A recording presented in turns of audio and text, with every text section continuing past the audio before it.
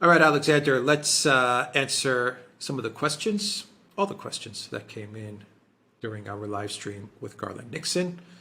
And let's begin with Dominique, who says, after the extraordinary declaration of Baerbock, incidentally, HITLER compatriot, can you, as Pericles compatriots, provide us with a real definition of democracy? Dominique, you have this genius for classical things. Democracy is a Greek word. Demos is people. Kratos is essentially power. It also includes within it the concept of state. So a democracy is a state in which the people exercise power. Nothing more, nothing less. That is what that word means. Now, perhaps no state has ever fully achieved it, but we've got closer to it in some countries than in other countries. I think we can all agree that everywhere at the moment, democracy is in retreat. All right. Tatone says, Alex and Alex, thank you for your level-headed and realistic analysis of this conflict. I only wish the West had elected leaders who weren't the exact opposite. They have done nothing but escalate. Yeah, agreed, absolutely. There's a very good article by Paul Robinson, the Canadian academic, who makes exactly that point. He says that the escalation by the West is only creating counter-escalation by Russia now, which is going to destroy Ukraine. I mean, that's essentially what he's saying. Yep. Let's see. Zalame says, what happened after the Russian debt default? Has that affected anything? Is Russia now allowed to pay, and in what currency? MSM went silent on this. Well, can I just say, just before we did this video, I checked out the ruble dollar exchange rate. The ruble is now trading at 57 to the dollar. So it's actually continuing to strengthen. There was no default. Let's make this absolutely clear. I understand that none of Russia's creditors have actually come forward and said that Russia is in default. Now, what has happened is that the United States is refusing to allow banks to process payments to Russia's creditors. That's not a default. That is an illicit interference in the contracts between two parties, between one party, the debtor, and the other party, which is the creditor. A third party is inserting themselves into that process and is trying to prevent the contracts being performed. Now, when that happens in private commercial law and is done by individuals, that's actually a criminal offence. Illegal interference with contracts in that way is a criminal offence. We're talking about the United States government, so obviously that doesn't apply, but there is no default. Nobody considers it a default. Russia just carries on. It's keeping its money, it's keeping its hard currency earnings, and its currency is getting stronger. All right. Bitcoin says, what's up? What's up, Bitcoin? Eurogabor says, point of no return for Hungary. The evil union is abusing voting rights and funding for Hungary. Will Orbán lead out the country from the EU with the East rising and the West is collapsing? It is time. I don't know what he's going to do, but I don't think that's his plan at the moment, but we may be getting closer to that point. Give it a few months. Give it a few months and we'll see. A lot will depend, by the way, on the elections in Italy. If Meloni becomes Prime Minister, which everybody expects, she's made it clear that she sees Orban as a kindred spirit, an ideological brother. There is a difference in that Meloni apparently is rather Atlanticist, Orban is not. So there may be tensions over that and over Ukraine. But that might create a Hungarian-Italian axis on some issues. But we'll see whether it lasts. We see how strong it is. We see what Meloni amounts to. There's a major economic crisis in the West, and the Meloni government turns out to be a nothing burger, which is quite likely. Then who knows? Maybe come the spring, we will start to see the first steps towards Hungary leaving the EU.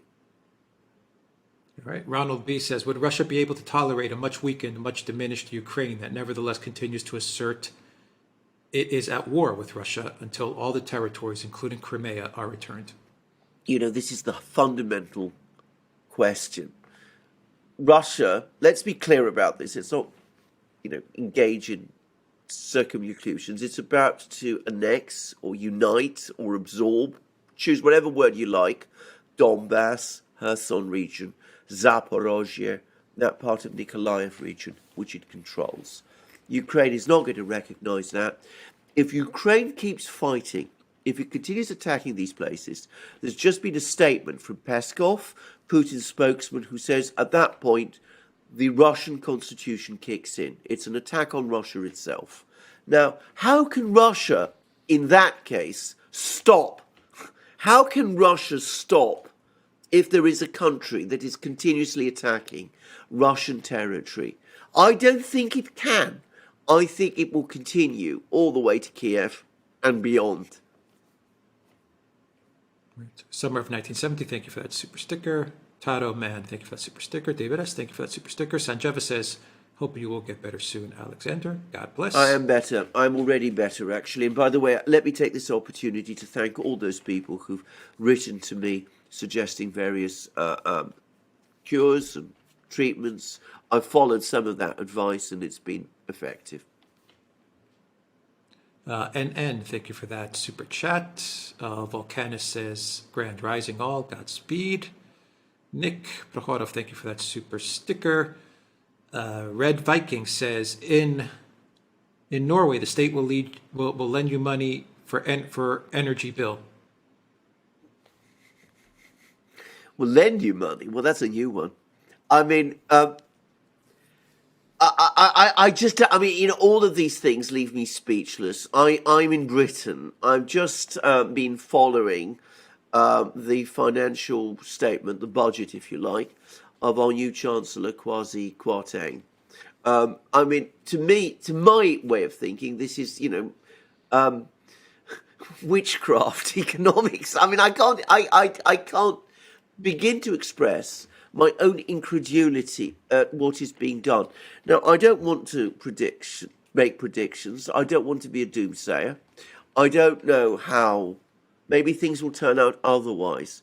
But all I can say is that if these people want to create an inflation crisis, which might evolve potentially into a hyperinflationary crisis, as far as I can see, they're going the right way about it. That's all I will say. Yeah. I'm just looking at the emoticon. It's a white cross is Denmark. Oh, Norway, my bad. Okay. I'm looking at the emoticon right now. Okay. It's quite small, but it's Denmark, I believe. In Denmark, the state will lend you money for the energy bill. Yeah. Thank you for that, Red Viking. Sparky says, awesome to see the great Garland Nixon on the Duran. Thank you for that, Sparky. Commando Crossfire says, we will not go quietly into the night. We will not vanish without a fight. We're going to live on. We're going to survive. Yeah, this is it takes it from that poem by Dylan Thomas, I believe, about his father. Don't go quietly into the night. Well, if you're talking about Russia, they will survive. They've been in this kind of crisis before. There have been attempts many times to break up and destroy Russia. They've always come through. So this isn't going to be. They're certainly not going quietly into the night.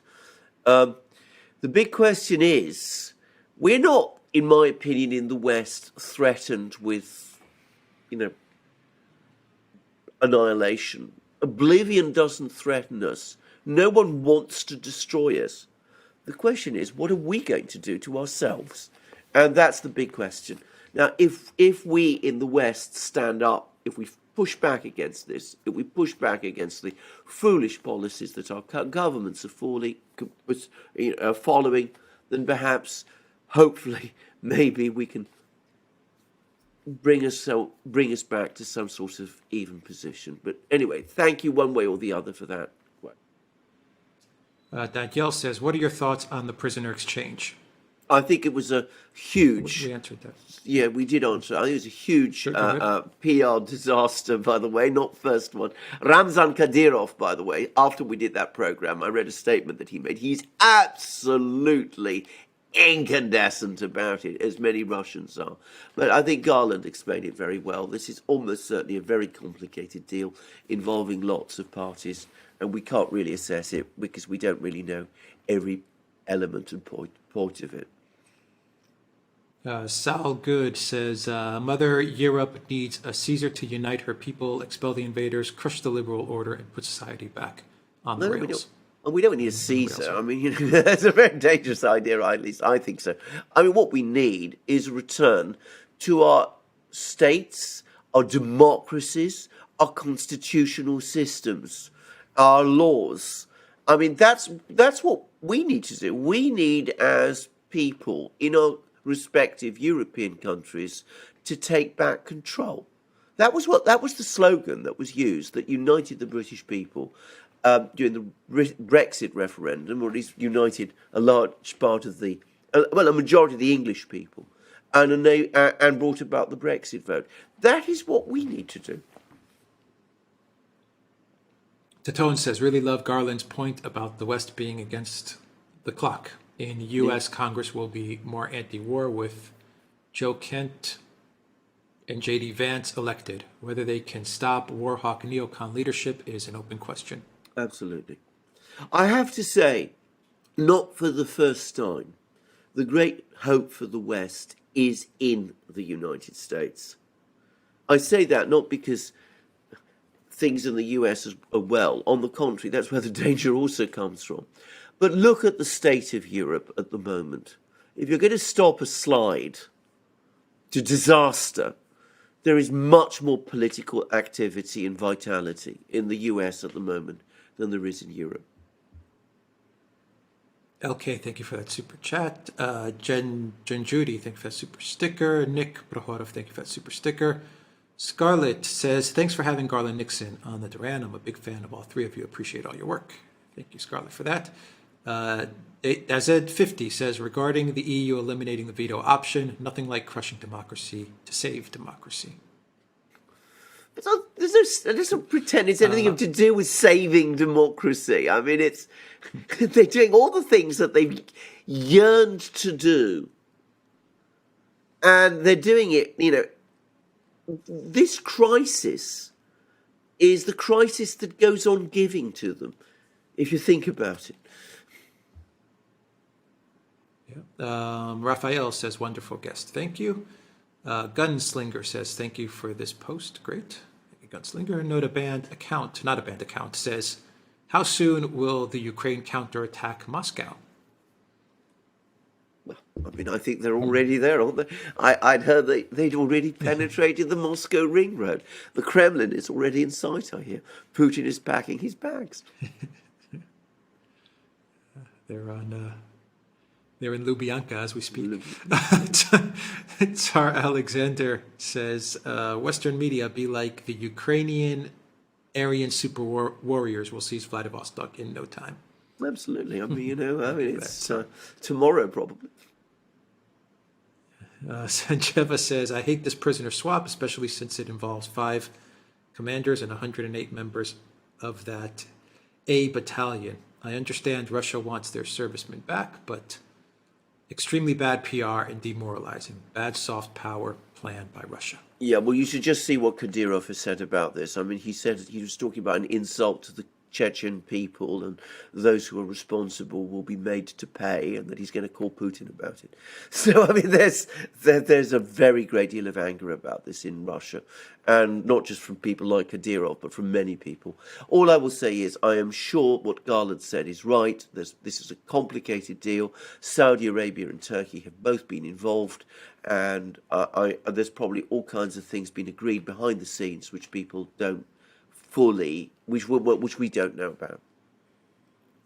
Yeah. Joe Urban, thank you for that super sticker. Lana A. Zenkova, thank you for that super sticker. Valies, thank you for that super chat. Rubia Pell says, Alexander is spot on about Petersburg and the Cossacks switching sides. This could happen in any country. The trick is to have a decent replacement for governing. Well, indeed, yeah. Jeff Bickford says, there must be all manner of drones and other anonymous methods that can use to put down protests and dissent. There is a suspicious kind of smug self-assurance in the incompetent governing classes. Yeah, I'm sure there's all kinds of technologies, techniques, instruments on a scale that like we've never seen. But I tend to agree with Garland about this. Ultimately, you can't just hide behind drones. You need people there on the streets who are prepared to use the riot shields, all the rest, to shield you from what's coming. If your guards turn against you, all is lost. Martin Rex says, fantastic program. Thank you all. In regards to Mr. Nixon, glad to see him on the Duran.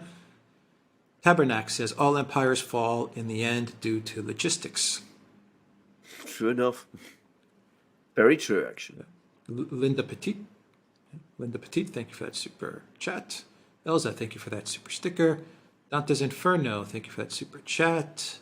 Gear Backen, thank you for that super sticker. Commander Crossfire says, I saw clouds of dust on the horizon. Soon, out of these clouds, Russian tanks began to appear.